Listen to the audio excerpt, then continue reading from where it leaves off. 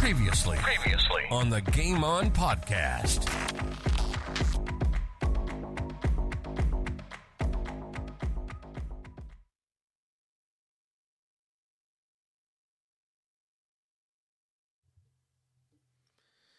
Oh, this is sad, But anyway, it's. I think my mum. I think she wanted another daughter because I know I used to wear it in a ponytail in grade 1 and 2 at school.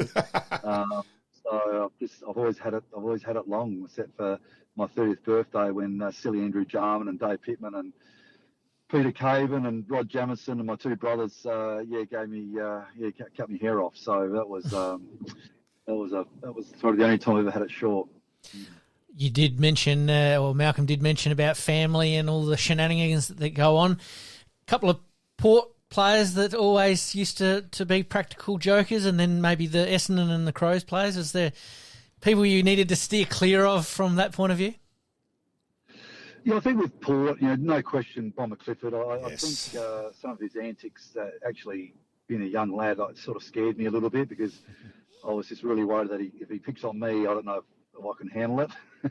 So he was a really strong character, just so funny and wanted to make people laugh. And lucky enough, he didn't pick on me too many times. George Fiacci, of course, Timmy Geneva,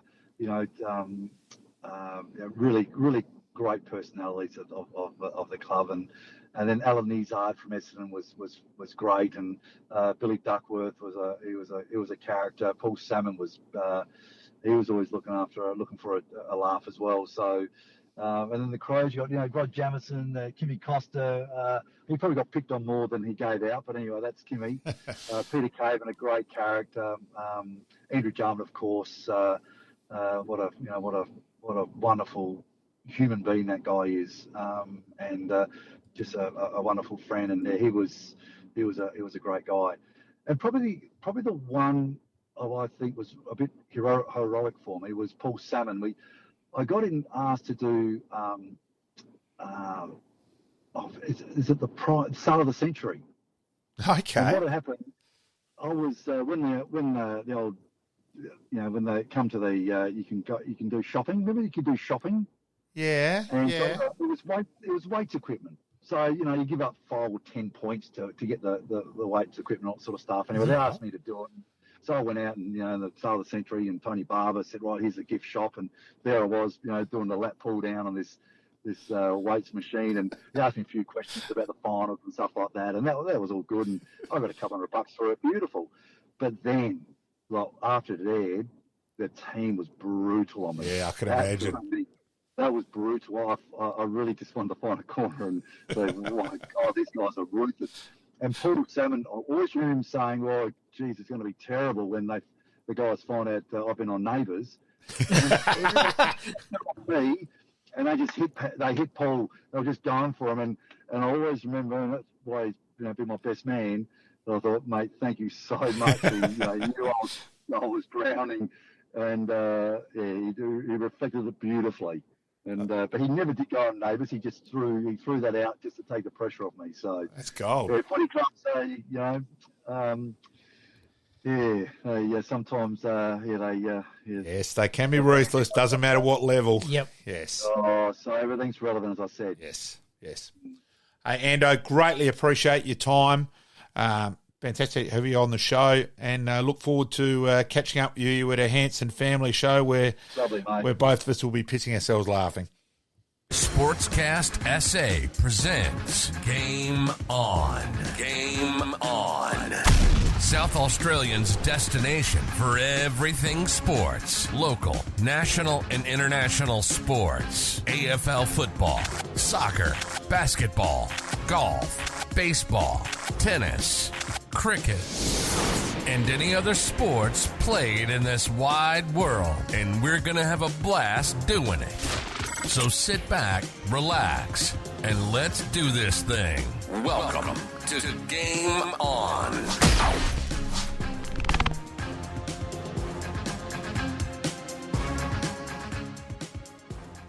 Welcome to Game On. My name's Pete, once again joined by Malcolm. And we thank Ando for his time last week. That story right at the end with how footy clubs can be if something gets blown a bit out of proportion, and Paul Salmon just jumping in and saying, "Hey, I was on Neighbours," which is quite funny in itself. Yeah, it was. It was quite a funny story, and also a bit of fun with the Hanson family feedback and all that. Yeah, good chat, good fun. Absolutely, and obviously at the beginning of the show we tend to reel off guest stats, and he's really done it all in football when you think about it. He's certainly been around the traps, Ando. Yeah, very much so. And then obviously All-Australian as well, that side of things. No, he was a very good player.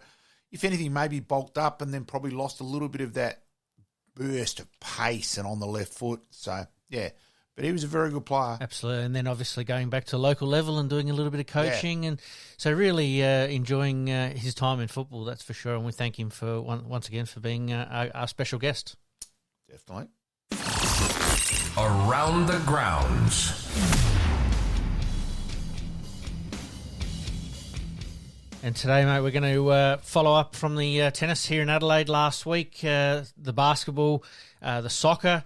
But once again, we'll kick off with the AFL and draft picks. We've got through the trade period. Now we start to look at the draft picks. Harley Reid seems to be the one that everyone is looking at number one. But who do you think might actually get that, West Coast or North Melbourne?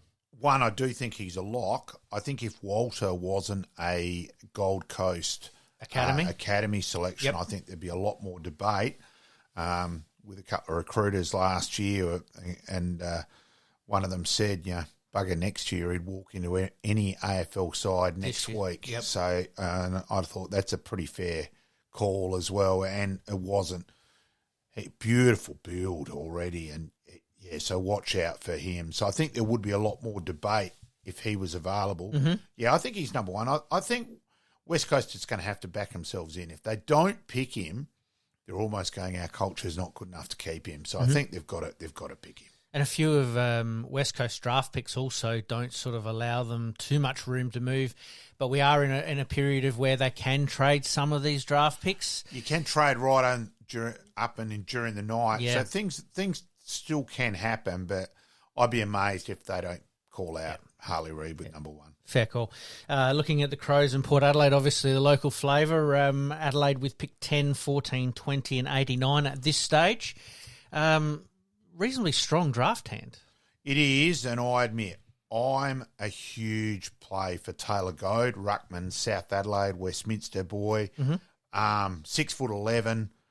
I've watched him 7 times this year, so it's not a comment from, left field. Yeah. Yep. So having seen, and look, he's a unique talent. He cleared a ball in the 18s grand final, one tap cleared it his own. I did go to the 18s grand final, mainly to what he was my main interest. Yep. And it was quite amusing. So I did go up to say hello to Jason Miller, ex-Norwood player, and I said, I'm really interested in this Taylor Go kid. And he smiled and laughed and said, he's going out with my daughter.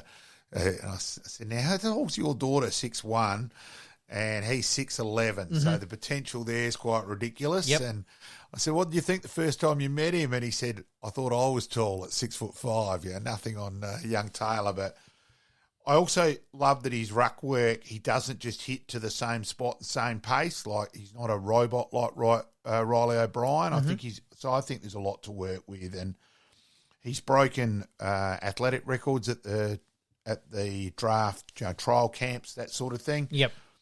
And I'm really hoping that he's still there, and the Crows pick him. He's probably my main interest. Yep. In this draft. Yeah, fair call.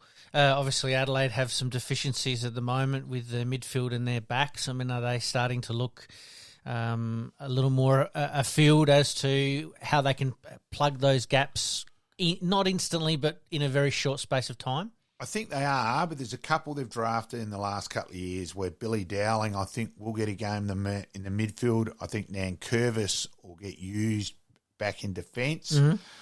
So I think in that way, yes, they do need a key back with Murray being out for the majority of the year and having lost Dode. There's no doubt about that. But I still think Ruck's the other one, especially for the future. I think it's criminal Adelaide on list management that Strawn's still on the list 4 years and they still don't know whether he's good enough or not. I think that's quite crazy by now. He almost fits into the Hately of just being a little bit too good for the SNFL and maybe not just as good for the AFL, but we haven't seen enough of him at AFL level to make that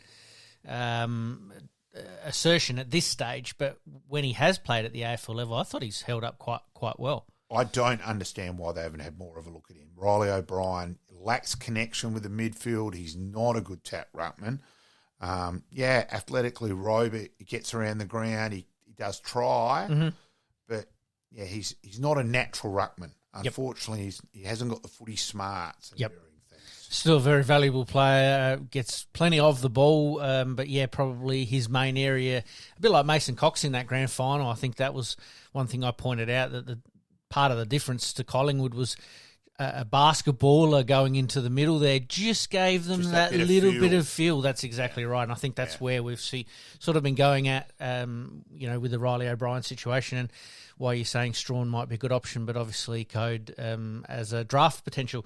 Do we see Adelaide making any big plays for a slightly higher draft pick, or do you think they're reasonably happy with 10, 14 and 20 at this stage? I hope not, because I don't see the point of trading 2 first-rounders if you're only going to go up 2 or 3. If you went up to number 2 or 3 and there was a player there and you thought he was one in a generation, that sort of thing, but 10 and 14 to go up a couple of spots for mine would be ridiculous. So I hope they use all 3 draft choices. And as I said, I'm hoping that one of those is for T-Goad. Absolutely. And I think the AFL cutoff was yesterday for the list management side of things. Murray being upgraded to the main list.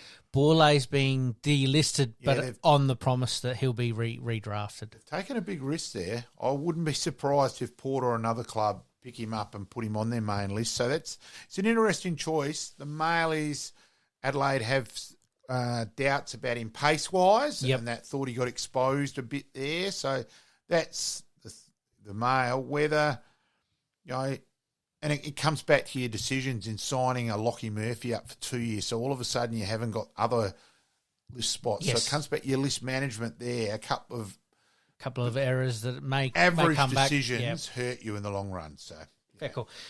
Port, we'll move on to Port. Port only have pick 73 in this year's draft, but obviously they've traded for the here and the now. And it'll be a couple more after 73, which fits in the initial things, but they can still pass. It's all cloak and dagger stuff. Look, they've decided look, I think Soldo does improve them. That Lycett's body was gone. Not gone, but gone. Yes. And Sweet for mine's an interesting one.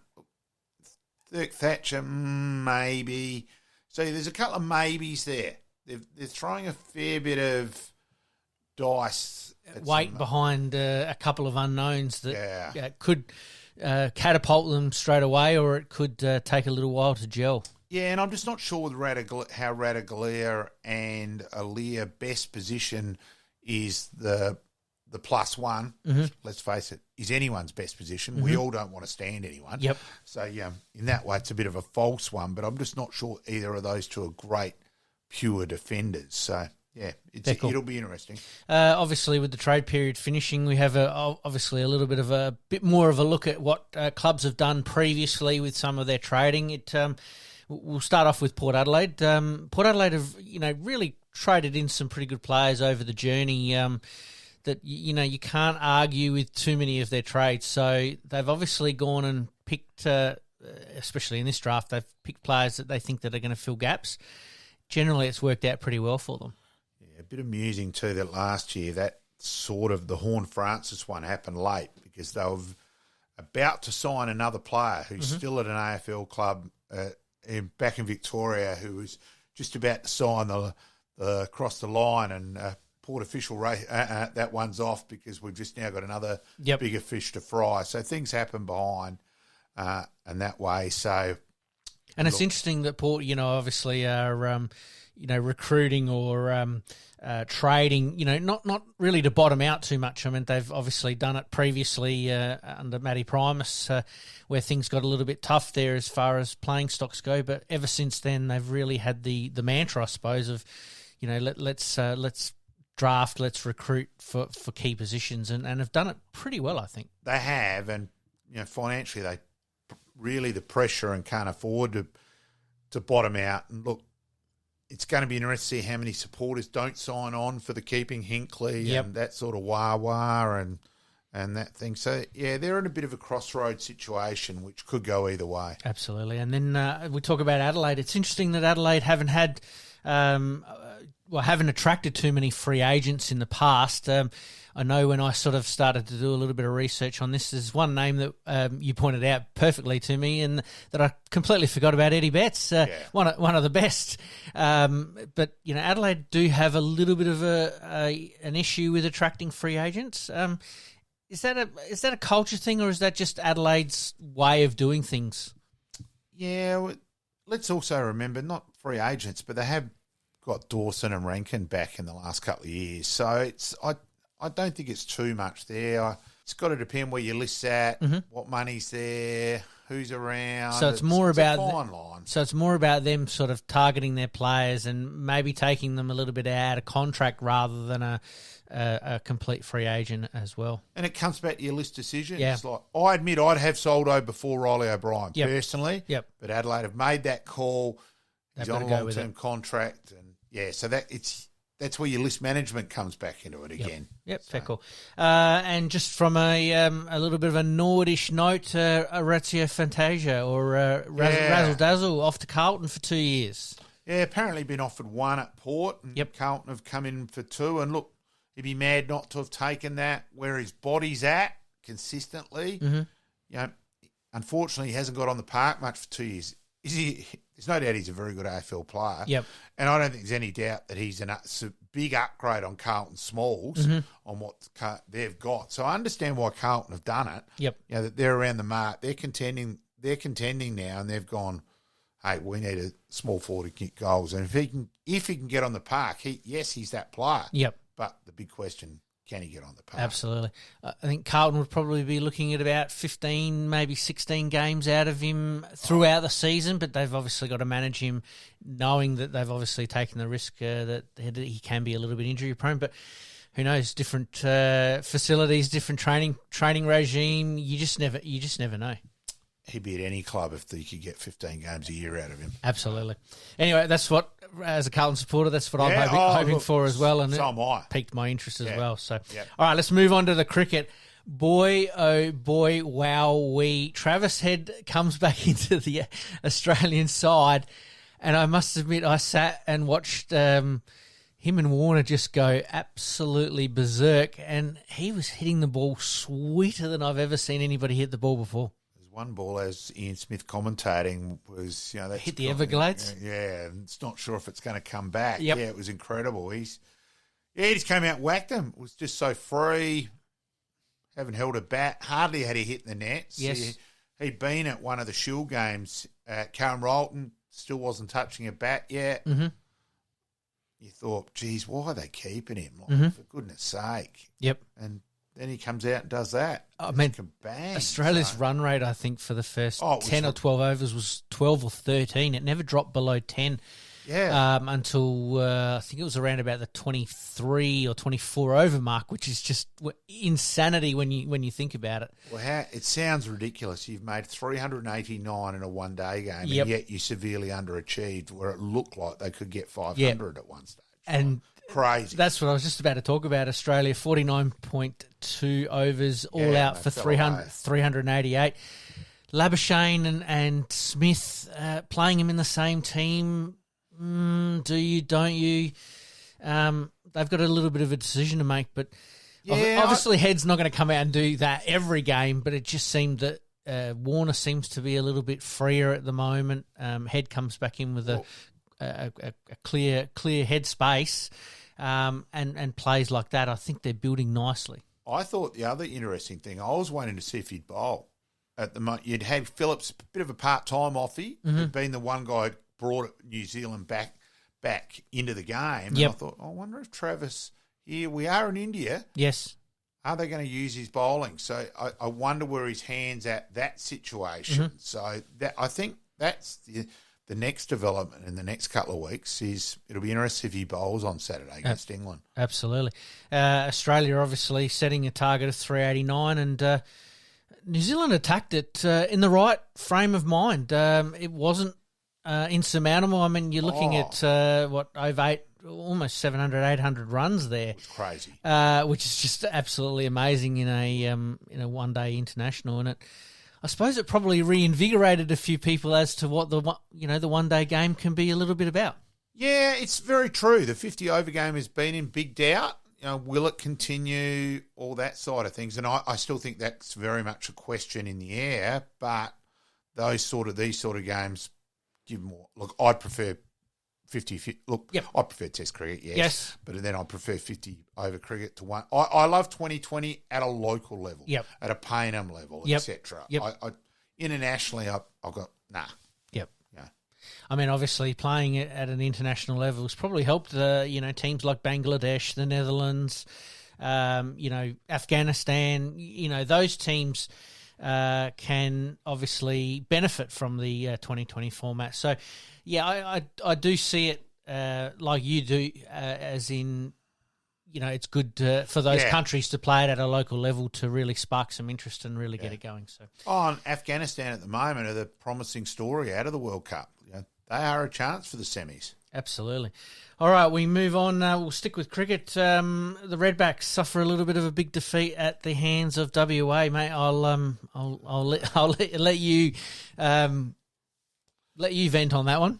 None for 27 overnight, chasing 260 odd. You think, right, have a decent day with a bat here. Then we collapse, we lose, so we're 4 for 50. Covered it, we're 6 for 109. Then Ben Menenti, who, I've got to be honest, it's quite bizarre. He's really playing as more as a batsman who can bowl a bit. He's not one of the best 4 bowlers. His bowling is just containment. It's not going to get a wicket. Mm-hmm. So I don't think in that way he fits in. But because they're not making enough runs, they're playing him. So it's a bit bizarre. So with 30-odd in front on the first innings, but after that, it was really a case of WA by how far. After the second day, the predictable big opening partnership, Bancroft and Whiteman, and you look down their list, and look, their depth is just incredible, WA. Absolutely. They're a little unique too. They've got Kangaroo, and they've got Aaron Hardy, who's batting at 5 and opens to bowling. He's also going to be around the mark. He can really play, and so Turner's playing as a batsman, batting at 7, and will probably miss out when everyone's back available. Yep. So it's they are very strong, WA, but it was the predictable, really disappointing fall away that South Australia, we didn't fight and just hang around and force out a draw where Tasmania are stuck way behind and end up chasing 432 to win. Yet South Australia, our predictable fall away. A little bit of list management there. As you said, WA's second innings declared 8 for 377, and then South Australia all out for 154. It's hard to argue. The Redbacks just need to find that little bit of grunt and grit and determination at times, and this was probably a really good opportunity, especially after a very good win against New South Wales. Yeah. Disappointed scoreboard operator at Nord Oval checking those scores out here and there. Fair enough. I won't ask his name. Yes. All right, we'll move on to the AFLW, mate. Round 9 completed. Some interesting results along the way. We did talk last week about the Adelaide North Melbourne game and how we saw it sort of playing out a little bit, and I think the one thing that you mentioned was that, they're going to come out all guns blazing, and that's exactly what they did. They were on right from the get-go and really kept Adelaide at arm's length for a good period of the game. It was quite a bizarre game because North Melbourne looked convincingly the better side. They looked like they were more capable of scoring, well and truly. Kate Sheila up forward. Tim Sheila, relation there from mate from uni. Mm-hmm. She looked the most dangerous forward, well and truly, and they just looked the better side. Yep, and a bit of aerial dominance too. Yes. That was the other noticeable thing. Oh, and thank goodness Sarah Allen was back for Adelaide. That was probably one area which there would have been far more without her back in the side. But Adelaide just stuck at it, and probably the other thing there is where the 50-metre rule as a penalty is such a huge penalty. It's a big penalty in male footy, but in female footy, 50 metres is effectively another kick. Yes. And 2 of Adelaide's goals came from 50s. Now, one of them was definitely there. The other one I thought was more debatable. Mm-hmm. But I just think it's such a big penalty. Now, the other thing on Sunday, obviously they decided the last touch rule was the in rule for the week. Yeah. And there was normally on that one, when it's a bit debatable, it's a throw-in. Where on Sunday, it was Russian roulette on a few. And, yeah, I admit there was one right in front of me where there's no way in the world the umpire knew. He was guessed. Yep. And, yeah, it was bizarre. Again, AFL, and they've always done it. Umpiring does that as a thing. They pick out one rule, and you don't know about it till you're there. And that was obviously the in thing for that round and that day, and it was crazy. Yeah, it seemed to be a lot of questioning between the central umpires and the boundary umpires as well as to the last touch. And that was one thing that I think we might hold fire on that one, because there's probably there's a whole segment we could probably dissect on whether that's a good thing or a bad thing. But you're right, it certainly is an area that's of concern. There was one where the boundary umpire said, "I believe it's flicked her back heel." Well, hang on, mate. You believe? Let's just throw it in. Come on. Yep. Common sense. Yep. Adelaide obviously winning by 3 points. Kelly kicking that magnificent goal. A couple of stoppages in the what would be the northern forward line of Norwood Oval there, and to the Roger Woodcock end. And Adelaide actually spread at the right time. They did. You were sitting there thinking, come on, you girls, think your way through this a bit more. And they finally did on the third ball up and got it out. Good give and a good finish. And then, the 2 North Melbourne players collided into each other. Yes. The classic, you panic a little when you're behind. If they were 3 goals up at that stage, there's talk between the 2 players, mark, goal. Yep. But it's a panic. We've all done it at Absolutely. any level of footy. And Adelaide were very lucky. And as Matty Clark said after the game, it was a game we pinched where we didn't play that well. And he was very open that North Melbourne were the better side. Yep. He also made the point that on the plateaus where he's seeing Adelaide, and he believes the plateau will go up from here, and that we'll play North Melbourne, likely to play North Melbourne here again in 2 weeks' time. Yep. So he was buoyant on, he believed Adelaide had more improvement in them. Okay, that's the coach being the positive influence and all that, but I reckon he sold it pretty well to the players. So I was there while he was doing it. So, I think he sold the message pretty well. I think the other thing you've got to believe in, and most of us have seen it in football or been involved in it with football, is that you are going to play not so well, your opposition's going to play so good, and you just find a way to win. And I think Adelaide have done that a couple of times this year, where they've been able to just find a way into a game to put themselves in a position to win it. And on this occasion, they obviously came out on top, whereas the previous week against Brisbane, they probably weren't in a position to win. They were playing okay without being great. But again, they got themselves in a position. So I can sort of see why Matty Clark is buoyant about where they're going to be in the next couple of weeks. And that's probably even more applicable in women's footy, because there's not the huge number of goals kicked, that you can still be in the game when scoreboard-wise, you're still in the game, where playing-wise, watching, you're not. And Adelaide were never in that game watching. Yep. But scoreboard-wise, they were still, an outside chance, then the goal from the 50 where Pointer got collected high. And, suddenly they were back in the game. I thought Waterhouse was quite good too. Little pocket rocket, used her body very, very well. A little bump here and a little bump there, a little shepherd here. I think her kick into the forward line, they're in good hands as far as goal-scoring opportunities. And those 2 with defensive pressure, they probably miss it.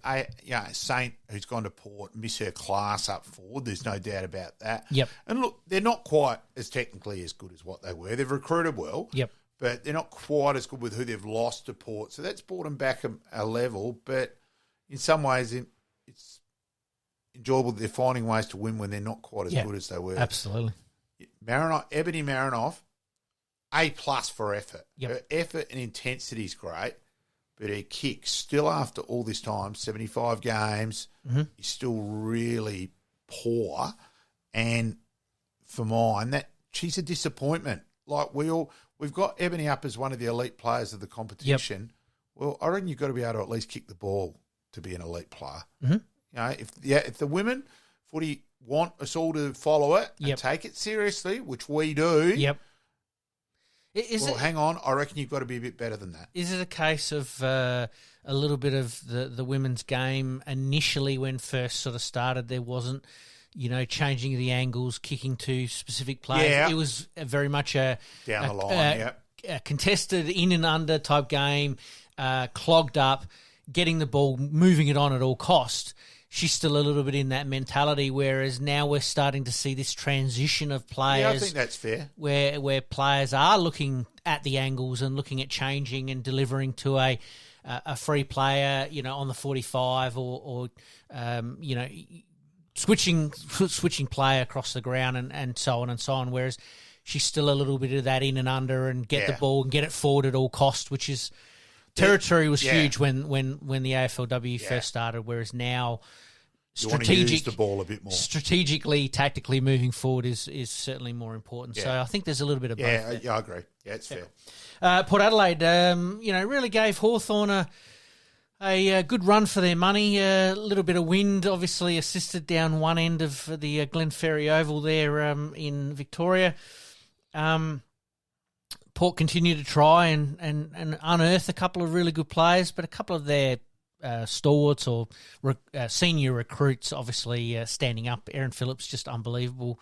Can't say anything more about her as far as that goes. Playing both ends of the ground at the moment, and really the glue that's keeping Port Adelaide together in that sense. Yeah, it's going to be a slow build.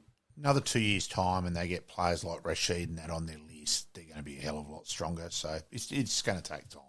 All right, and we move on to round 10. Adelaide playing West Coast over in Perth. Yeah, predicted temperature at the time of the game at the moment is just a casual 37 degrees. So that will be a bit of which, let's be honest, a bit ridiculous. Yep.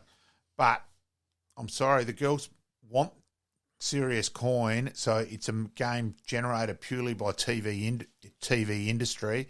So unfortunately, that's the way the cookie crumbles. Yep. But yeah. 4:35 Adelaide time, so looking at about 2 o'clock in the afternoon. Yeah. So you're sort of right in the thick of the heat if it is, as you said, predicted temperature of 37. So, yeah, that's going to be very interesting as to see what the AFLW rules are on that, whether there is some sort of delay or extra time that is given. I'd say there'll be extra drinks breaks during the quarters. Yep. They'll stop after half the quarter, so it may well become an 8-quarter game effectively. Yep. That's a potential change. I admit I haven't checked. Let's see if we can get an answer on that while we continue to do the show. Yep, no problem. And then Port Adelaide obviously finishing off their season at Alberton Oval versus the Giants. A really good opportunity to finish the year on a high note. Yeah. Certainly a chance there. So 17th versus 15th. Yeah. Giants are a little bit in the Port Adelaide mode of, building on the run a little bit. Still a little ways to go. Haven't really seen too much of the Giants to make too many comments on that. But the positives probably of the last couple of weeks of sitting down and watching Port Adelaide play is you can just see that the system's starting to build a little bit, and I think this is a game that they'll desperately want to win in front of their home crowd. All right, let's take a quick break. You're listening to the Game On Podcast. We'll be right back after this short break.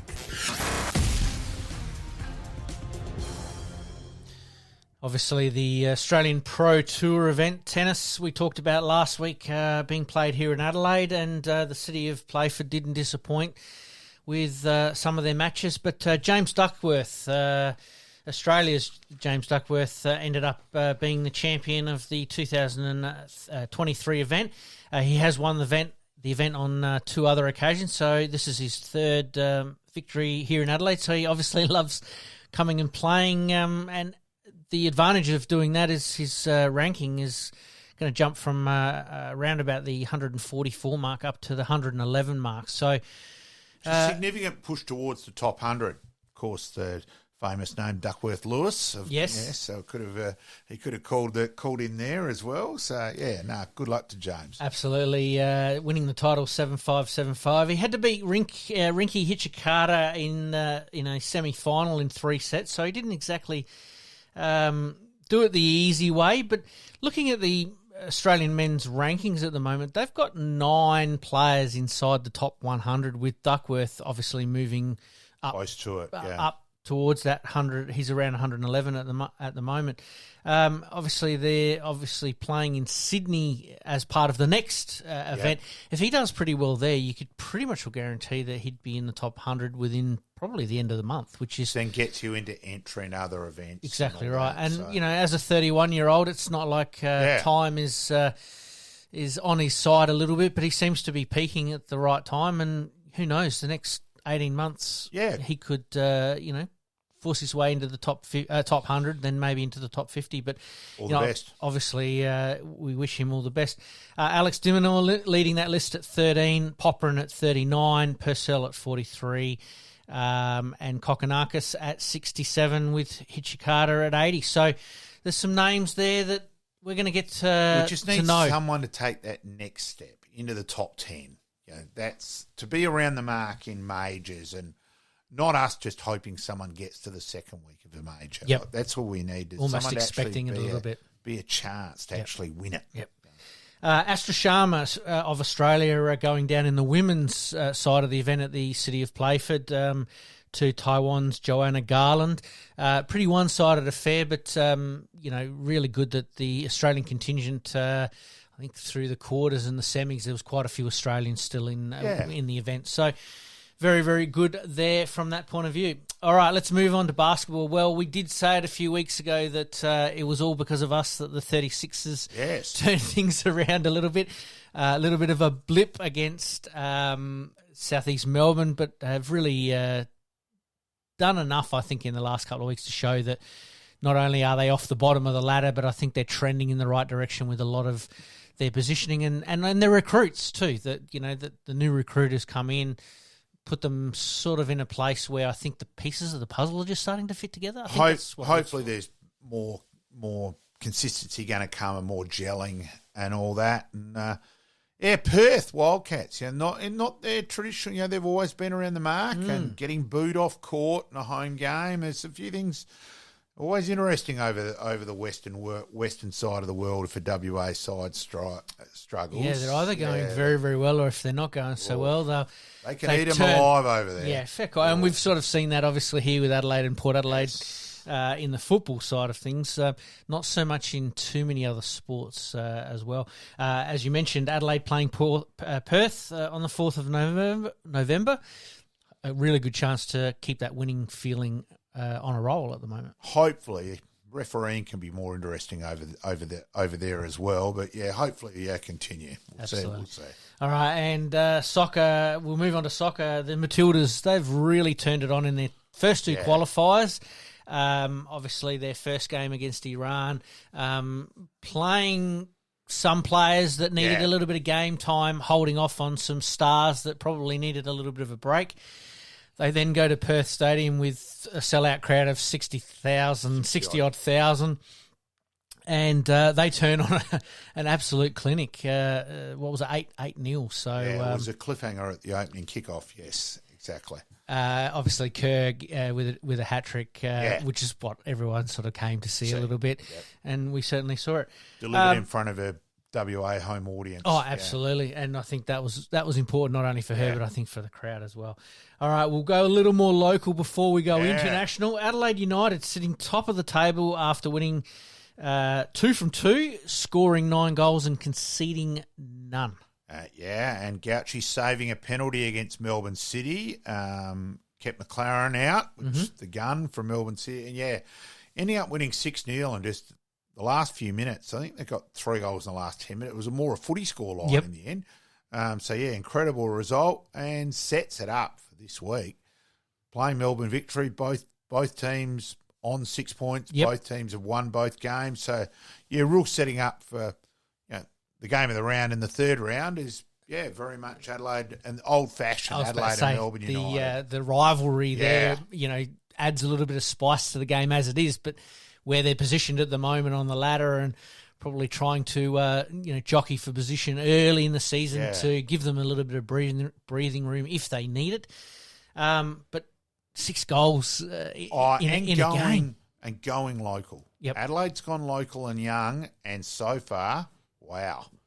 We will talk about that right now. The Nesta Irakondu shot on goal. I had to replay that 3 or 4 times to just understand how he did it and how the goalkeeper was bamboozled by the whole thing. It was just an unbelievable shot at goal. It was a great goal, but I've got to admit, I'm not sure from watching in the end, especially the last couple of goals, I reckon the Melbourne goalkeeper thought the net was there to stop him from having to go chase the ball. Like, he was keeping as well as you or me at the end, Pete. Yeah, so, absolutely crazy. But like you said, Carl Viet obviously giving opportunity to younger players and has paid dividends.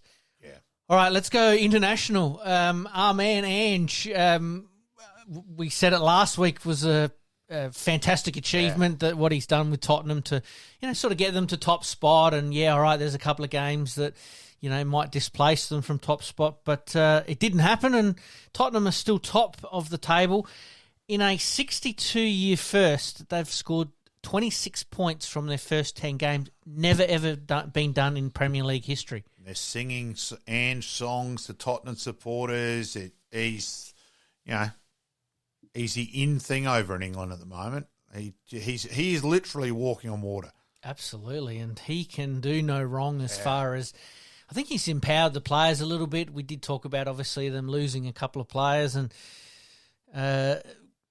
the balance now of the team looks pretty good, and the results are speaking for themselves, and, good luck for the rest of the season. And I really hope that they keep on this roll, because there's nothing better than seeing an Australian do well overseas, and that probably leads us into past players, past legend guest, who it will be Neil Craig, who we want to ask him, obviously, about his time abroad and with some international teams as well. So let's take a quick break, and when we come back, Neil Craig.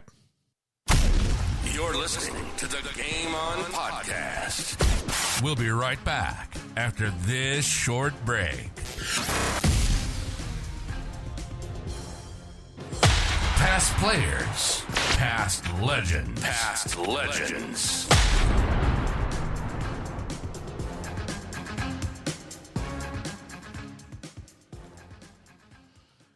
We're indeed privileged tonight to welcome a true legend of South Australian and Australian football in Neil Craig aboard. And if we read out all of Craig's achievements, we'd still be here next week.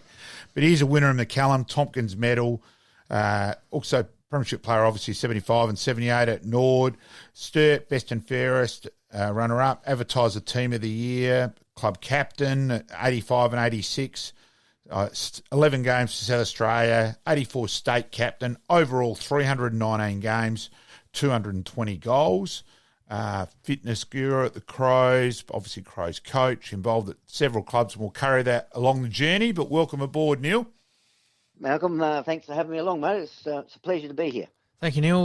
Like we generally like to start with most of our guests, is we'd like to go back to sort of where it all began, whether you started playing your junior football through your school, or was it for a local club, and we'll go from there. Yeah, well, it started for me, Peter, back in a country town called Maitland on York Peninsula. Our family had a farm just out of Maitland, about 14, 15 k's out of Maitland. But that was where I went to primary school. And pretty much the Maitland Football Club was my introduction to Australian footy. And it was a fantastic introduction as well. I was only having a discussion the other day with someone, and I just made mention of, when I reflect back on those early days, and I'm talking probably there as a 10, 11, 12-year-old, just the sheer joy that I remember of going to training, parents taking you to training. The session was once a week. Just couldn't wait to get there, the fun and the absolute joy that they provided. So I played with Maitland. I played for the junior Colts, which was, I think then was under 14. Would have been under 14s back in those days. Mm-hmm.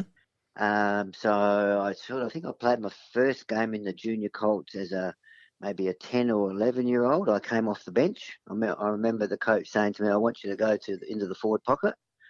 And I remember, yep, I'm running out, and I had no idea where the forward pocket was. So I ran back and said, "Where is the forward pocket?" And but that's where it all started for me, Peter. And then as a 13-year-old, I was lucky enough. I was coming down to Adelaide anyway to go to school, secondary schooling, which was sort of part of what our family did after primary school. We most of my brothers and my sister came down to Adelaide, so I was no different. I was lucky enough to be sort of recruited, if you like, by the Norwood Football Club. I remember a guy called Max Goodyer came across and visited our farm and our house, and I just couldn't. I couldn't wait to get to Adelaide because it's. I just had a real passion for footy. I was coming to Adelaide anyway, and to be involved in a place called Carmel Court, where there was a whole range. I think it was that had the capacity to hold about 22 recruits. All with a want, a desire, a passion to play league football for the Norwood Football Club. So I was in my absolute element. The only problem with that, Peter, of course, as a 13-year-old, I was the youngest, and the next oldest guy was 17. So I was going to ask you about that, Craigie.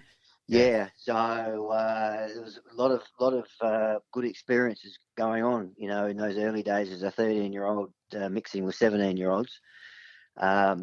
But you have different phases in your life, but that period from 17 till probably 17 or 18 years of age when I was at Carmel Court was some of the best years of my life. Absolute fun and enjoyment and stimulation. And just to be in an environment where everyone had this passion to play, in the league side in the SANFL with Norwood. And so we'd train together, we'd go out together, we'd eat together, socialise together. It was just a fantastic environment, It sort of wouldn't be able to survive now, but it did back in those days because you could recruit from anywhere in the state. We still had Yep. And it was probably ahead of its. It was probably ahead of its time. And you think of the players who lived at Carmel Court. Michael Taylor, Neil Button, John Wynn, Ian Stasinowski, Danny Jenkins, Greg Turnbull. Yeah, the late Jim Till, late Glenn Rosser. They're not just. It's the elite. It's the elite of Australian footy. There, we're not talking just. We're not talking models there, Malcolm. Yes, yeah. Well, in different ways. In different ways, yeah.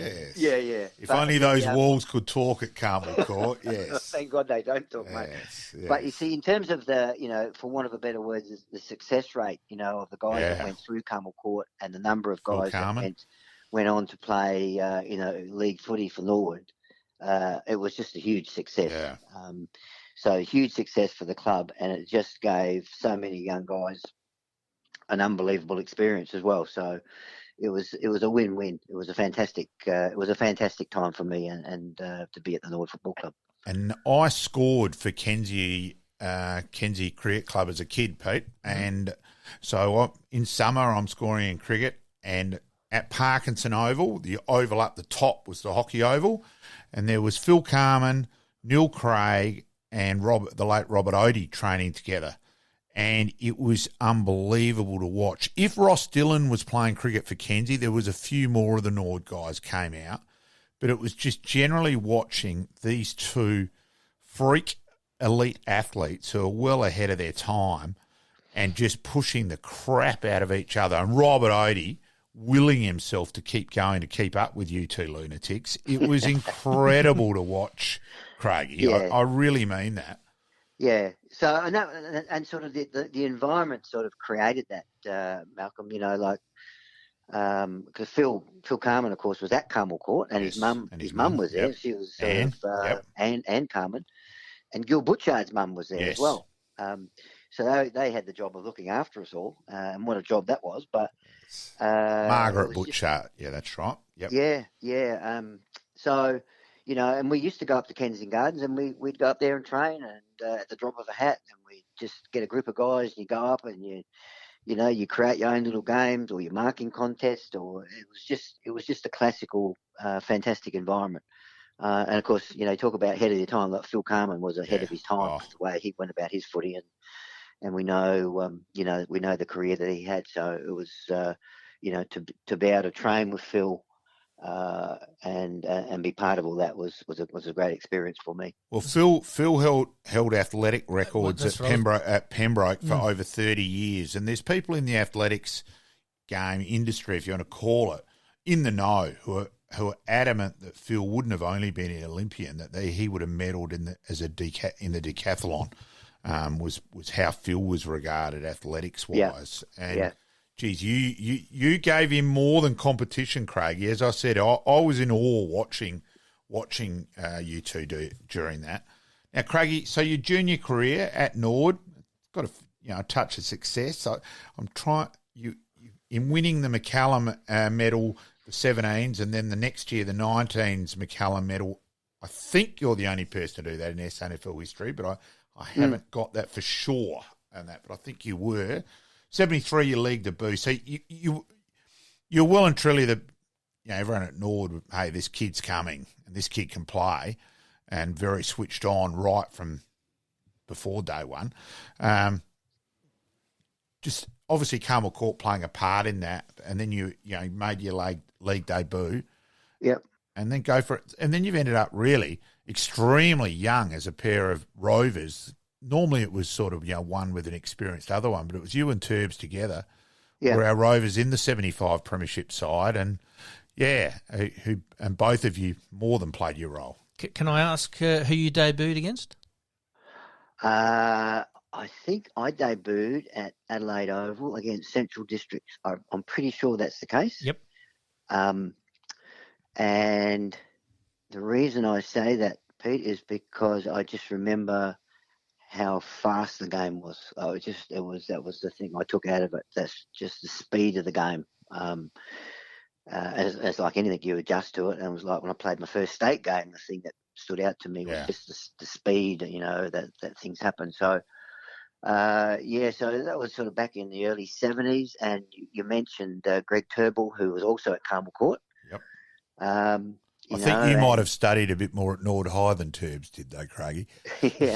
But wasn't he a great player, Greg Turnbull? Unbelievable. So once again, it's just another player that came through the Carmel Court system. And even Norwood High wise, Pete, I was in first year in the Norwood High side in 75 of Turt, N. Craig, Jim Darrington, David Palm, Ray Laddams. Yeah. Michael Holiday.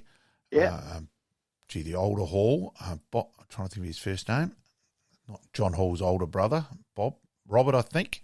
And Norwood High won the state championships. I reckon it was against Henley at footy, and we all went down on the buses to Footy Park. So it's certainly that's a memory as well. Geez, you got a good memory. You got a good memory now. A better memory than I got on that one, but. So, we used to walk up to Norwood High from Carmel Court. Yeah. Carmel Court was just down in Kensington Gardens. So, there was a bunch of us that would walk up there. And, once again, back in those days, you train 1, 2, 3, 4 times a day. Like you train, you'd have kick the kick before school. You'd have kick the kick at recess time. You'd have kick the kick at lunchtime. You'd have kick the kick at afternoon recess. And then you'd have another go at the end of the day, So, you were just in this environment, and all you wanted to do was play and train and become as good as you can, and it was all fun. It was just absolute fun to be part of it. So, Carmel Court Norwood High days are great memories. And as Malcolm was alluding to, that obviously you teamed up with Turbs for the 75 grand final there, and some memories. Yeah, 75 against Glenelg, I think it was. Yes, 9-10 to 7-10, Craigie. Yeah. Fred Phillis 6 points with those lovely golden boots. Yep. Yeah. So 75 and 78 were, 78 was a different year again. It was against Sturt, you know, in a famous game, really. Yep. 16-15 to 14-26. See, you're on the money. So Turbs and I, we would have been, 18 years of age, I guess, back in those days. In that first premiership, I think 18, 19 or something like that. So once again, you know, we're lucky enough to be involved in a club that sort of, when I first started, it was rebuilding through Robert Odie and Wally Miller. You know, that sort of just basically through all the recruiting, Carmel Court had reset the club. Then Bob Hammond came in and sort of took over, you know, would have been the probably mid-70s. You know, 74 was his first year. Like that. Yeah, 74 was Bob's first year. And sort of and that sort of kick-started, you know, a very successful era for the Norwood Footy Club from there onwards for a long period of time. 73 though, it's where Robert Odie's so unlucky. That game against the final against North, you know, controversial free kick paid to Dennis Sachs, and even then the ball goes out on the full and rebounded straight off the wall back to Barry Stringer to play on. Like normally, if a ball hits a wall, it's not going to go straight back to the player standing there. It goes anywhere else. Yep. So the fine, as we know, it's such a fine line, and we'll get to this later on your coaching, but we pick the hell out of everything instead of.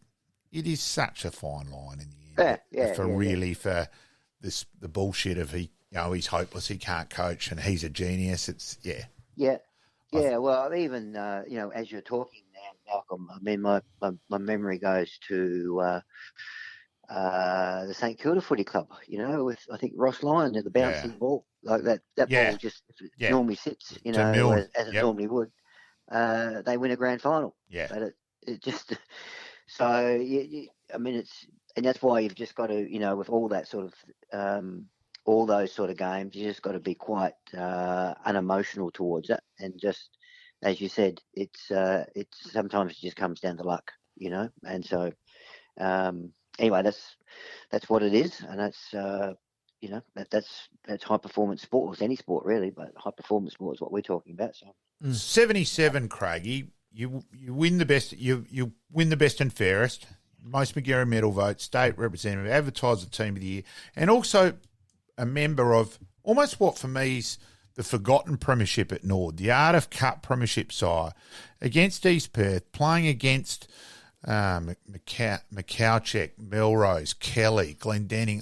It was a fair opposition, and it was a great game.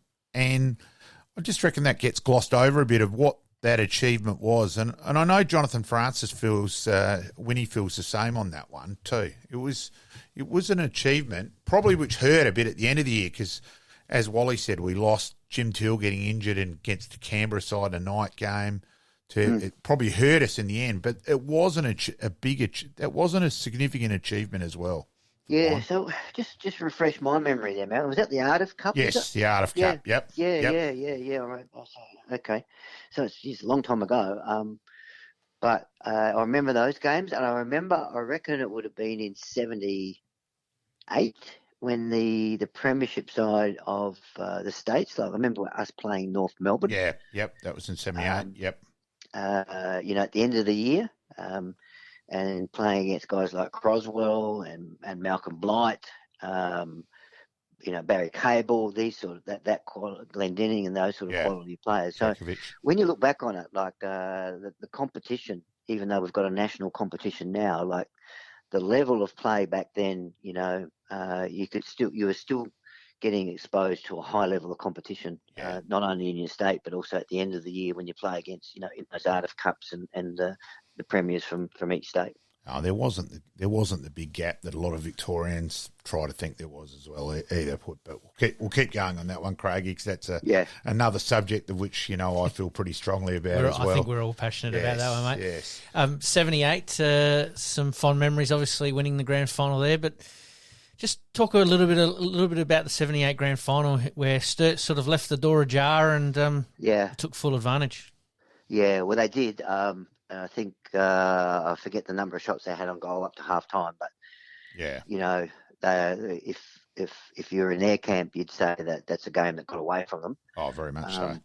Yeah, but you know, that's the way the game unfolded, and our capacity, the door was ajar, and for our capacity to keep coming and to keep competitive and keep our competitive spirit, and all of a sudden the game turned, and it was sort of, particularly the last quarter, I still remember this. You could sense the swing in momentum. Yeah. You know, coming back to the Norwood, to us as a club, and Sturt just couldn't get the momentum back. So, you know, a big loss for the Sturt Footy Club, because I don't think they hardly lost a game that year. Yeah, they lost one game, Craigie. They were unbelievable that year, Sturt. Yeah. You know. So they were clearly the best team that year, you know, over the journey. But just couldn't quite get the job done on the day. So I mean, that was a famous win for the Norwood. And you as a fellow Norwood High person won't believe this, but bloody Norwood High made us go on a school camp. I missed the grand final. I've heard this for story. a freaking school camp, Craigie. You reckon? Yeah, you reckon I've Dirty. He's dirty, isn't he? He is. Yeah, I'm still more dirty on that than any other loss, you know. So yes, yeah. That's 46 years ago, or 45 years ago now. He's got an attitude problem, hasn't he? He needs some therapy. I reckon with a few of our previous guests, we've heard this story 3 times. So maybe this is the therapy. Maybe it's a bit cathartic. Craigie though was a Norwood. Palmy, I sort of had to tread a bit carefully there because he didn't get picked in the 78 side and he should have. So I had to tread a little bit more carefully there with Palmy than I would have.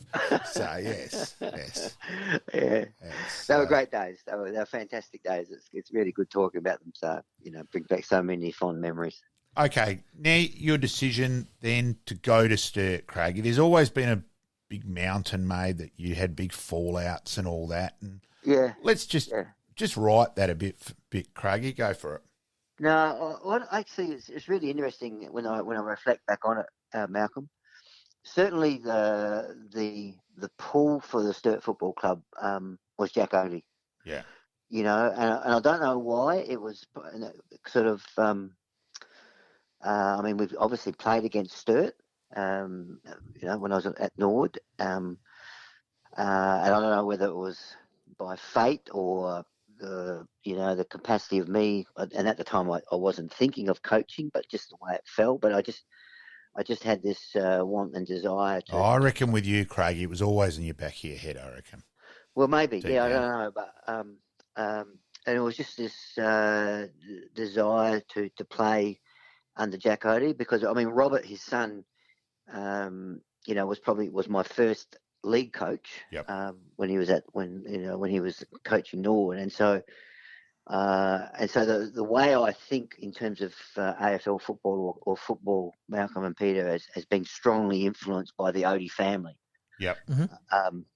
Anyway, so there was that. It was just that desire to play under Jack, and I wasn't disappointed. So when I got there, he was everything that I thought he would have been. You know, and you know, it was fantastic to play under Jack, and to be exposed to his football intellect, if you like, and the way he went about it, his coaching philosophy.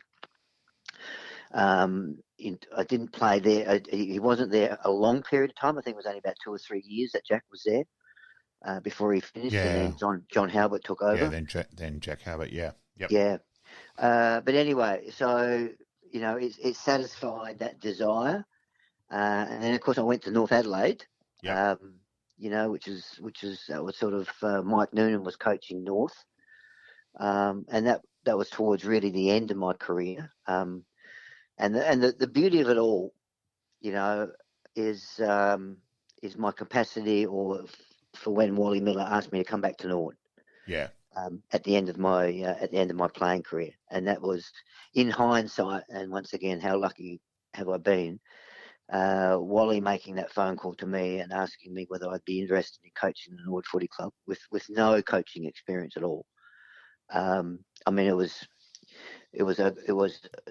something that brought me back to Norwood, and so when I went, what I felt from going to Norwood to Sturt to North, they were all great experiences, and I wouldn't change it if I had my time again, because it was good to get exposed to different. No, we just wouldn't bloody clear your stuff. We No. keep you at Norwood, mate.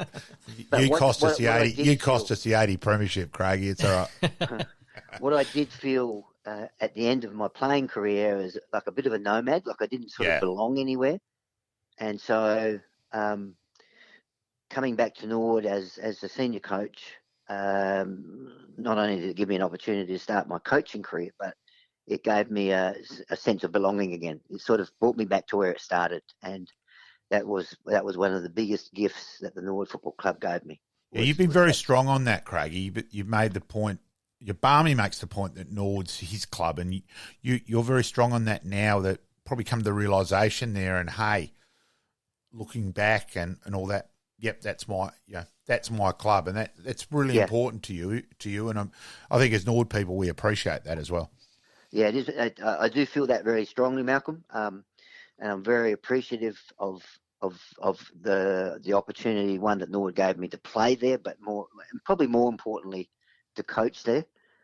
I couldn't believe it. I remember after I was appointed, it was a couple of days afterwards. For some reason, I was living over in Hawthorn, and I just jumped on my bike and just rode down to the footy club. Wally had given me a key to get in, and I just went in the change rooms. I just sat there, and I just looked at the walls. I looked at the ceiling, and I just couldn't believe that I was, I'm now sort of the senior coach of the Norwood Footy Club. So, that was a great gift that the club gave me, and I'm very, very, very, very much appreciative of that opportunity. And that's not taking anything away from Sturt and North Adelaide, of course. No, not at all. No, and I enjoyed my time at those clubs, and this was sort of a bigger picture, Pete. Like this is a bigger, a bigger sort of sense of belonging, if you like. How did you cope then? So you also played in the most infamous SANFL Grand Final, the 1-goal North Adelaide Grand Final. And yeah. It was a bizarre day.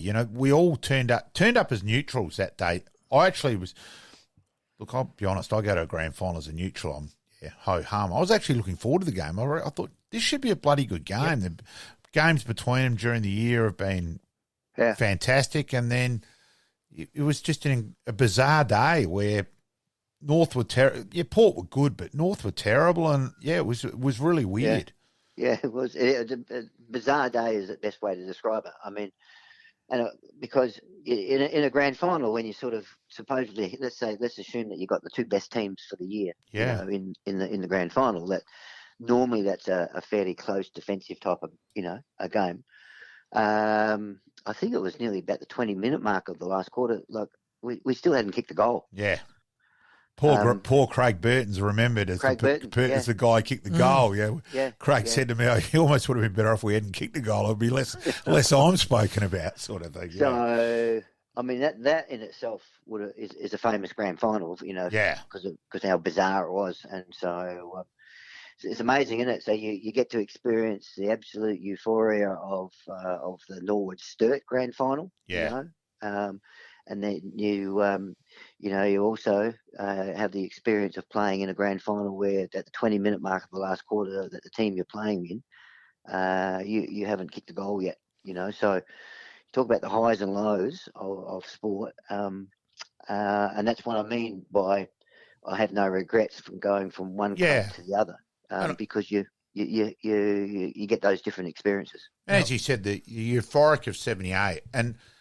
It had been preceded by the relief of 75. The 25 years, people. I was 12 at the grand final, and I was just watching people and observing quietly and that.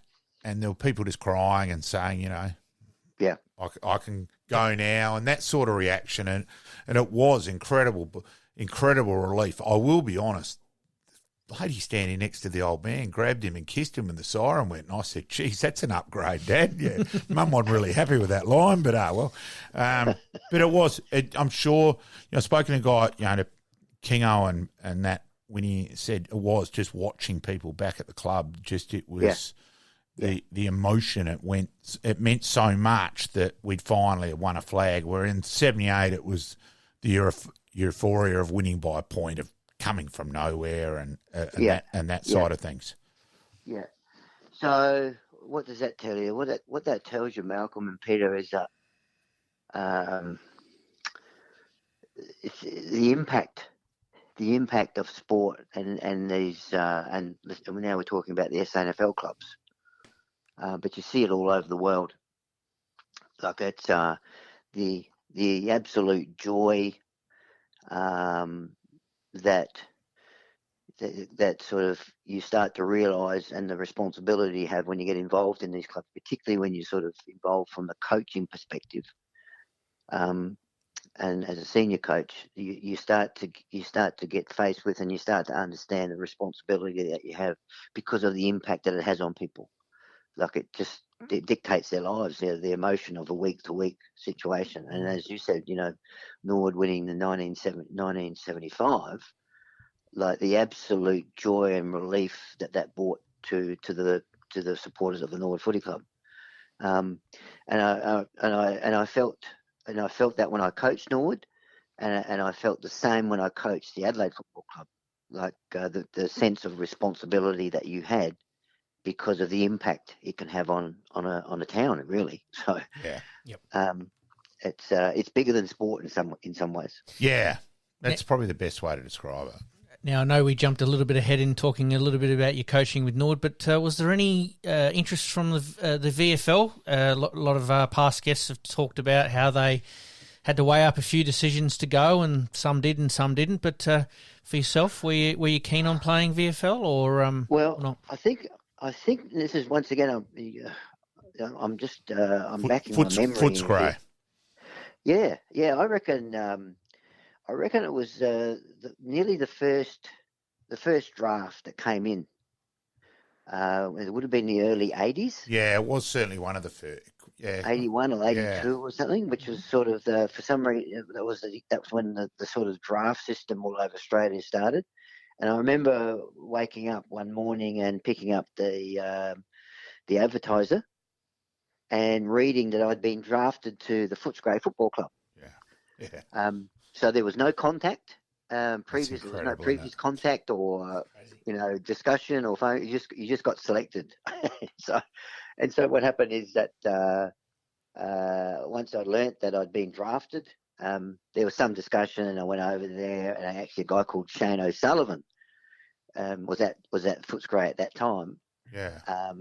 Who's famous over here in terms of with the Carlton Footy Club. Yes, that's right. Brisbane Bears and also the Footscray. Like Shane actually gave Mike Malthouse the opportunity to coach. Yep. Who went on to be coach more games than anyone in the history of the game. So Shane's got a big part of history. But in the end, my decision was not to go.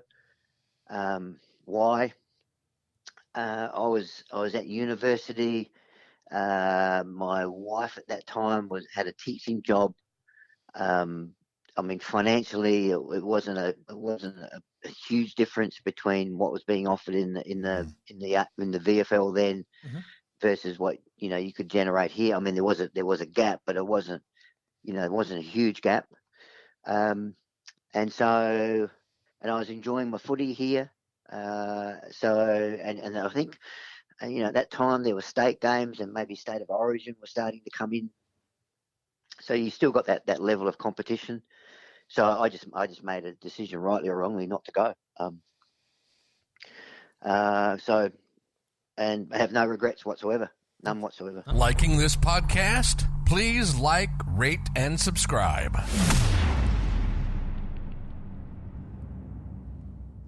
We've just been talking with Neil Craig, and wow, what a career! I mean, we've had a few guests that have been on the program where we could have really reeled out their stats, and that could have been the entire show. And to see him go from obviously, a youngster from the country, coming obviously playing at Norwood, enjoying his time at Sturt and North Adelaide, and then moving on obviously with the sports science, not only in football but other sports as well.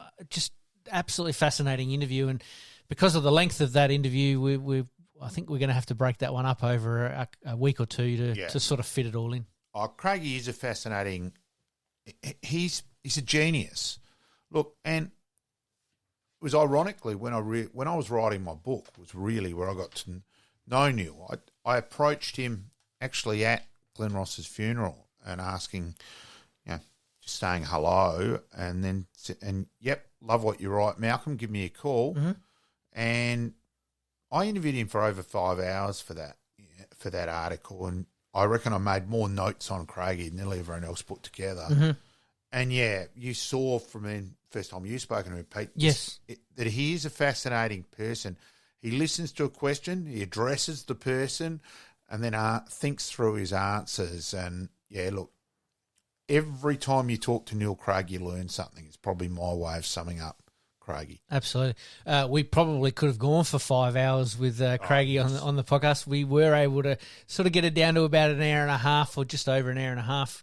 And that's the reason why we'll split it up a little bit. But, his ability to take and recognise from certain people along the journey was very, very fascinating, as far as that, he went to Sturt to learn off of the Odie family, and he makes mention of that was part and parcel of it. His time at Carmel Court, obviously, with some of the Norwood players, and just that culture and everything that he built there. We could do an episode on Carmel Court. We might be allowed to, but we could do one. May not go to air. Yeah. And then obviously moving on to the Olympics and just sort of understanding the dynamics of the Olympics and how that sort of works. And, I did ask the question that, did he get a chance to sort of get around and see a few other sports and learn from it? But as he said, you're sort of there for your sport, and you end up sort of not wanting to get in the way a little bit, but you also don't have time. You don't have time. It was interesting, Craigie's answer there, where you thought, actually that does make sense, because I was thinking the same thing. Yeah. Okay,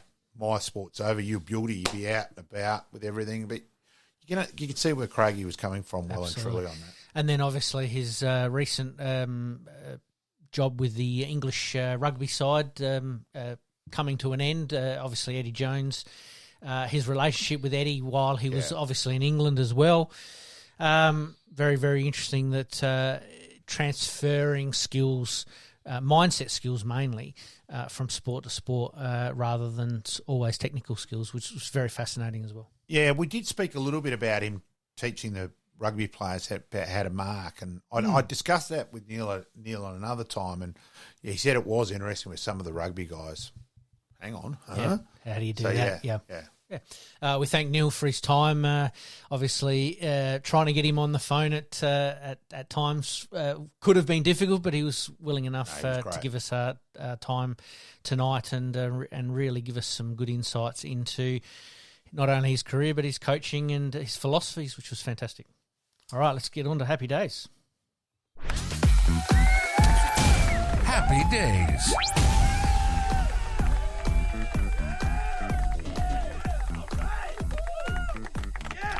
All right, we'll kick off Happy Days with happy birthday to a player I know. As soon as you would have seen this on the run sheet, you'd have been smiling from ear to ear, and that is James Aish, Brisbane, Collingwood and Fremantle. Yeah, he might get a message. He might have already got a message from the person who's speaking at the moment. Mm-hmm. So, look, person I've got a lot of time for, the Aish family, son of Andrew, kept his record intact last year, still yet to play in a losing game at Norwood, of which I ended up letting, as I finished and walking through last year, ironically I walked in the walkway where Justin Longmuir and Bobby Murphy were there and talked to those two about it. And they were both, and Bobby Murphy was, he was quite amusing. He goes, I could certainly never claim that about Whitten Oval. And, yep. Longmuir was blown away. He said, no, I didn't know a thing about that. And so then went up to James and, bloody Malcolm. Yes. Yeah, so it was quite funny. And that. James obviously drafted in 2013. Aish broke a South Australian or SANFL record by becoming the youngest Norwood player in 134 years to debut at the level at the age of 16. Yes, might have been a game at Norwood. First game I took my son to when he wanted to go out the oval and have a kick to kick. And we just actually had that answer from Phil Harper. There's more drink breaks and more drink carriers as well. Right, for the AFLW. Yes. Right. Yeah. So thanks, Phil Harper there. Absolutely. So my son wanted to get the Oval and still had Andrew, and I'm just going, come on, have a kick. And I said, Dan, I obviously knew James, have a kick with my son and go back afterwards. And what was that like, Daniel? I said, yeah, I was shit, but that other kid's pretty good. I said, yeah, that other kid's probably the best kid in his age group at Australia, mate. It wasn't that much long afterwards the game. I said, hey, Daniel, remember that kid you had to kick the ball with? Yeah, that's him playing. He went, oh, my God. Yep. Yeah. He was 16 in his SANF debut, as we said, for Norwood, then ended up playing in the 2012 and 2013 premiership, back-to-back premierships with Norwood. Aish received an All-Australian honours, under-18 All-Australian honours, both in 2012 and 2013. He was drafted with the Lions with the first selection pick at number 7. Yeah, looked like he was going to be a Bulldog that morning, and things changed, ended up there, and then, let's just say that's something Brisbane could have done a lot better. I'll leave it at that. At Collingwood, certainly Nathan Buckley didn't want him to leave. That was salary cap. He was forced out in that way. Yep. And he's been good. He's been good at Freo. He's been pretty consistent at Freo and the connection, obviously, with Longmuir being at Collingwood at the time, I'm sure played a little bit of a part in that. What can you say? Like you said, a lot of time and respect for the Aish family. And James, we wish him a happy birthday. I think at the end of this week, that he enjoys his birthday, and good luck to him for the upcoming season for Fremantle. Very much so. All right, we move on. 1987, Rugby Union, New Zealand, the All Blacks create Rugby Union International World Record score when they beat Japan 106-4 at the National Stadium in Tokyo. You know what I reckon is the most surprising thing about that scoreline was that it wasn't 106-0. Yep. It's probably surprising that Japan scored. Yes. It's an incredible scoreline, but I'm actually more blown away that it wasn't 106-0. Yep. And especially with, you think about rugby and you think New Zealand very, very dominant in most tournaments that they play in and most matches that they play in, but playing away from home, racking up the ton is a pretty fair effort, and well done to New Zealand on that occasion.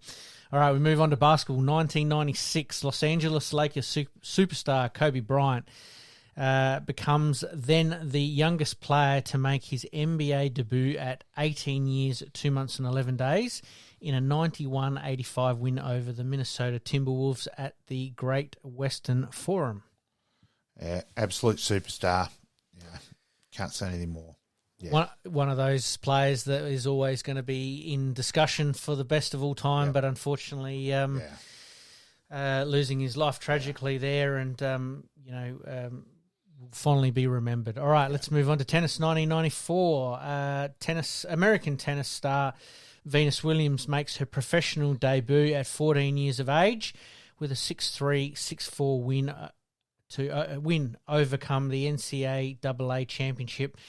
And world number 58, Shauna Stafford in the Burbank West Classic in Oakland in California.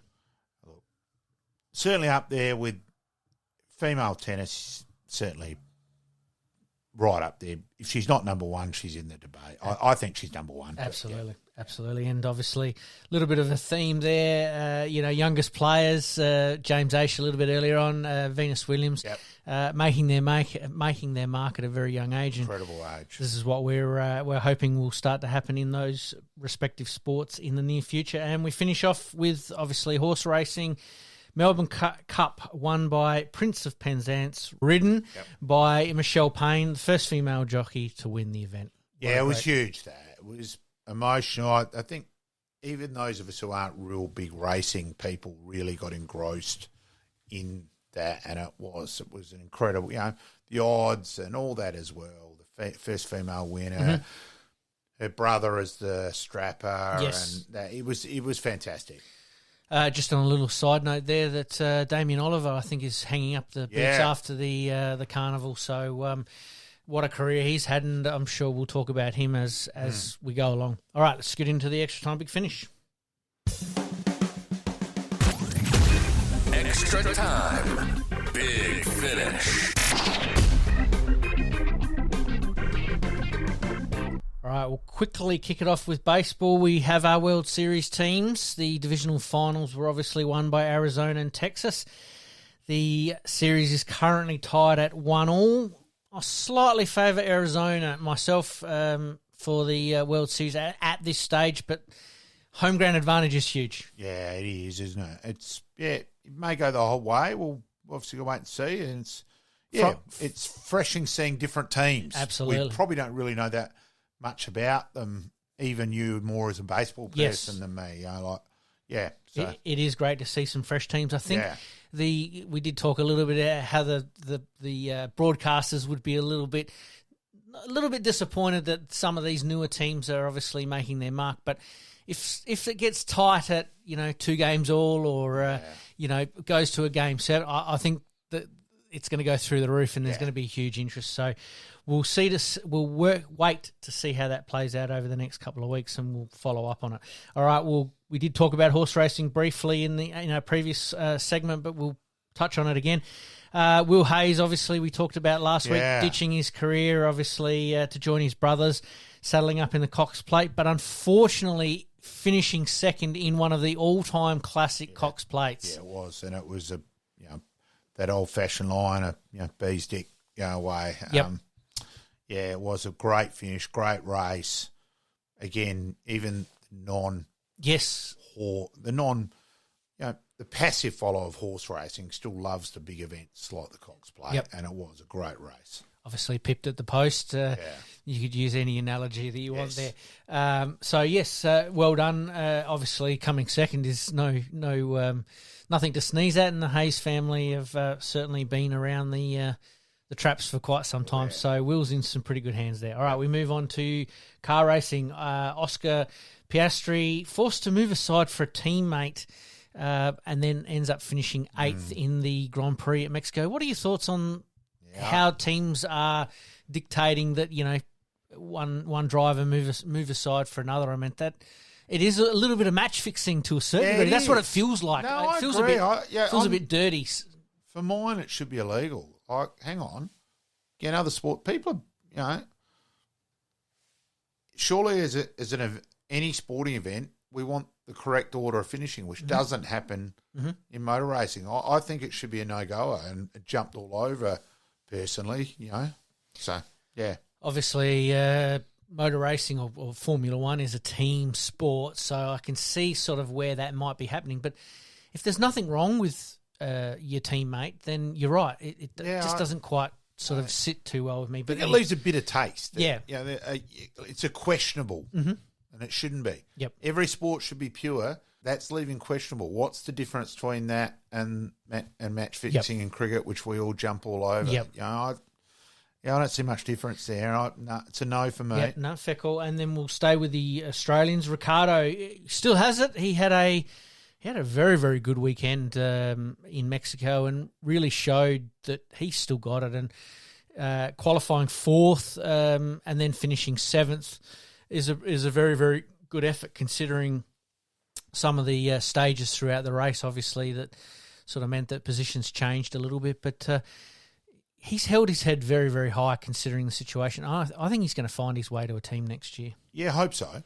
Really do, for his sake and that. So we'll just have to wait and see. But, yeah, at least he's giving himself a chance to be around. Absolutely. Still around it. Absolutely. If he wants to be. And then just briefly, I just wanted to touch on the NFL. We'll get into it a little bit more. The season's really only started. They're only 8 games in, but it is very cutthroat because, you're not playing every team twice and you're not playing home and away, and there's only so many games that you play throughout the season. It's very, very interesting to see that there are some teams that are jockeying position, and almost a little bit like the baseball, there's a few teams that are coming from left field a little bit, that are starting to make their mark, and some teams that we perceive to be around the mark that are just struggling a little bit. Ironically, I was listening to SEN yesterday, trying to think where I was and driving and that, and yet that was virtually the conversation, listening to the NFL. Yes. Which I hadn't mentioned to you before, but that was virtually almost exactly what they were saying. So, interesting. It seems to be that I hadn't heard that, but, just obviously keeping an eye on it and a bit of research and just knowing where certain teams should fit is just basically where it's at the moment. So that one's going to be very interesting to see how it plays out. All right, to finish us off, mate, the good, the bad, the ugly for this week. I'm going to go the good Adelaide United. I thought it was great. I'm going to go the bad, only because I thought it was funny, was the goalkeeping. As I said, I reckon you would have got a game for Chris Ansell would understand this line if he listened to the Pembroke school side, which only went down 26-0 one game when Chris was coaching in a cliffhanger. Yep. It was quite amusing in that way. And there was also an error. It was the goalkeeper who saved the penalty, made one of the worst errors. I'll find it. We'll put it on our page. Yep. Where he missed a goal. He missed a clearing kick and dribbled. It was quite amusing. It was that bad. So there were a couple of things from the weekend. Yeah, fair call. My good for this week is probably a little bit of a personal one, and also for the podcast, was getting to chat to Neil Craig and just picking his brain on a few things and hearing his philosophies, and that was quite fascinating, and I'm sure our listeners are going to find it quite fascinating. There'll be some things that they thought they knew about Craigie, and some things that they may not have. Oh, look, I'm glad how open he was, like Brendan Bolton and things, how highly he rates him, and it was fascinating talking about the rugby side of it, the cycling at the Olympics, and so it covers. An hour and a half's not long enough with Craigie because of how many bloody things he's done in his life. Absolutely. So. I think my bad for the week was probably a little bit like you from a cricketing point of view, the Redbacks. I held hope that the New South Wales win here might have just given them a little bit of self-belief, but they just lacked that little bit of grit. So for me, that's probably still the bad at the moment. Still sinking in from, I'm sure, your point of view as well. Bitterly disappointing. And probably my ugly is just some consistencies, and like I said, we're going to hold fire a little bit on this as far as... I will go for the good still. Elliot Opie retired. It was his last game for Kensington, retiring. Mm-hmm. Came on to bowl first change and bowled his first ball on Saturday. Was absolutely unplayable and bowled Danny Devine. And Elliot's celebration, I did stir him up. I thought he could have run another lap. Yep. It was very similar to Warnie's 700th, how much he ran off. And then he actually bowled Isaac Higgins again next ball. So he was on a hat-trick with his third ball. Yes. As it turned out, Kenzie lost the game, which is a little bit disappointing for Elliot's way to go out. Sure. But the first two balls on Saturday, it was pretty incredible to be at Parkinson. I saw it on Facebook, his last game. I thought I'll do the right thing and go up and say hello and wish him the best. And, so I was there for that. And, that was pretty specky. Oh, fair call. And, just to finish off my ugly, and like I said before, this might be something that we get into in a little bit more depth with one of our subjects later on, is probably the AFL or the AFLW umpiring and we did mention it briefly with the last touch out of bounds. Oh, it was bizarre. I do have some very, very strong thoughts on it, but there were some times during the weekend that I was left scratching my head watching it. You're at the game, obviously, on the scoreboard, scratching your head at times with it as well. I don't want to get into it too much now, but I definitely have some pretty strong thoughts on it, and I think we'll leave that till next week. But I'll sum it up in the terms of I detest guesswork. Don't guess. Yep. And there were several blatant guesses on the weekend. All right, we'll leave it on that note. It has been a very, very good week as far as sporting events go here in SA for some of our local teams. Not so good for some others, but on a whole, it's been a very, very good week. So once again, we hope to do better next time. We thank Neil Craig for his time as being our special guest, and we'll see you all next week. Thanks, Pete. See you, mate. In this crazy world we live in, we all need the distraction. Enjoying the show? Like, rate, and subscribe. Hook up and connect with us on social media at Sportscast SA. We'll see you next time on Game On.